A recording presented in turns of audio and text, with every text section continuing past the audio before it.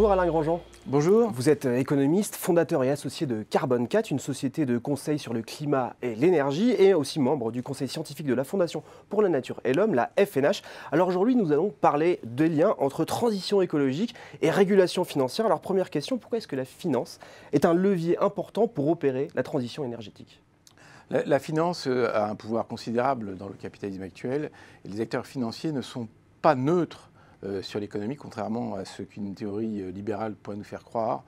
Elle n'est pas neutre, c'est-à-dire qu'elle oriente ces flux selon un certain nombre de préjugés et évidemment, par ailleurs, selon la rentabilité qu'elle trouve à faire telle ou telle action. Donc si on a une finance qui est très court-termiste, elle ne va évidemment pas financer des projets de long terme. Or, sur la question de la transition énergétique et du climat, on est sur des projets de long terme, on est sur des projets où la rentabilité sociale et la rentabilité financière vont se retrouver dans des horizons qui sont supérieurs à la minute, à la nanoseconde, et probablement sur des horizons de quelques années.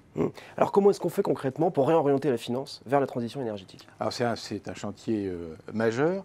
Je pense que la première des choses, c'est de reconnaître ce que je viens de dire à l'instant, à savoir que la finance n'est pas neutre. Et donc on peut opérer des réglementations, des régulations, de sorte que la finance s'oriente vers plus de verts. C'est d'abord le reconnaître. Alors il se trouve qu'il y a quelques semaines, en mars, la Commission européenne l'a reconnu. Elle a lancé un plan d'action dit finance durable. Je pense que c'est un acte politique majeur, car il met le sujet de la finance et du financement de l'économie au centre de la question de la durabilité de l'économie et de la lutte contre le changement climatique. Mais est-ce que c'est suffisant ? Alors, ce que propose la Commission européenne est un premier pas. Ce n'est pas suffisant pour deux raisons. D'une part, parce que du côté de l'économie réelle, il faut mettre un prix au carbone, il faut prendre des mesures réglementaires, c'est en cours de se faire, notamment dans des grands pays comme la Chine, mais aussi en France et dans certains pays d'Europe. Et l'Union européenne elle-même est à la manœuvre, par exemple, sur l'efficacité énergétique ou sur l'aide aux renouvelables. Et sur le terrain de la finance, la Commission européenne explore des travaux qui ont été lancés historiquement par M. Mark Carney, qui était gouverneur de la Banque centrale d'Angleterre et qui a lancé le TCFD animé par Michael Bloomberg. Toute une série de travaux ont été faits, qui ont été repris par la Commission européenne. Et comme je l'ai dit tout à l'heure, ils ont l'immense avantage de mettre le sujet de la durabilité au cœur de la question financière. En revanche, ils ne sont pas entièrement suffisants. Je comprends, c'est un premier pas, c'est un apéritif pour se mettre dans le rythme, notamment sur le terrain de la régulation financière. Il y a eu des propositions qui ont été faites. La Fédération bancaire française a proposé ce qu'on appelle un Green Supporting Factor, c'est-à-dire de faire évoluer un coefficient de stabilité, on va en parler dans deux secondes.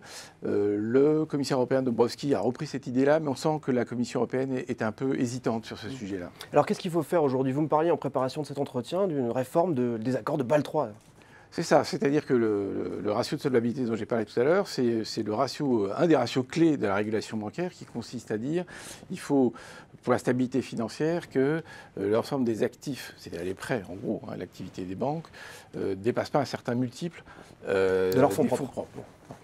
L'idée de mettre du verre là-dedans, ça consiste à dire on va surpondérer les prêts à l'activité fossile, les prêts brown, mettre un malus pour ces activités qui sont très risquées parce qu'il y a un risque systémique lié au changement climatique. C'est ce que Mark Carney nous a bien expliqué, on en est tous convaincus. Et par ailleurs, en contrepartie, on peut sous-pondérer les actifs verts qui sont ceux qui vont être de nature à limiter cette dérive climatique. Est-ce que vous auriez des exemples concrets de prêts qui seraient du coup bonusés ? Par exemple, un prêt qui permet à un ménage ou à un établissement de rénover de manière très importante son bâtiment, son logement, donc va permettre de réduire la consommation d'énergie, réduire les émissions de gaz à effet de serre. C'est typiquement un prêt qui devrait être bonusé. Un prêt à une centrale au charbon devrait être malusé. Un jour, de toute façon, on n'aura plus le droit de faire des centrales au charbon, mais un prêt à une voiture qui consomme énormément devrait être malusé.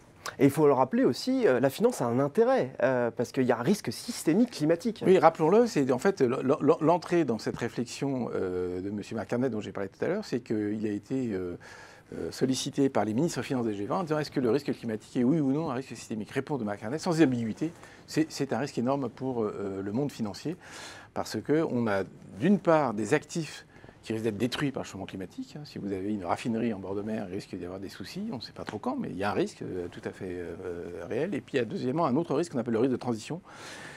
qui est que la mutation qu'on va devoir faire et certains subir, va rendre moins intéressants certains actifs qui sont très valorisés et plus intéressants d'autres actifs qui ne sont pas valorisés aujourd'hui. Donc ce changement de règle du jeu, en fait, de valorisation, va créer des risques de déstabilisation de la finance. Donc on a tous intérêt à réorienter la finance vers la transition énergétique. Alors on a intérêt intrinsèquement à lutter contre le changement climatique parce que tous on va en prendre les conséquences et notamment en matière économique et financière. Eh bien, un grand merci à Alain Grandjean pour cet éclairage sur les liens entre la finance et la transition énergétique. Merci à vous.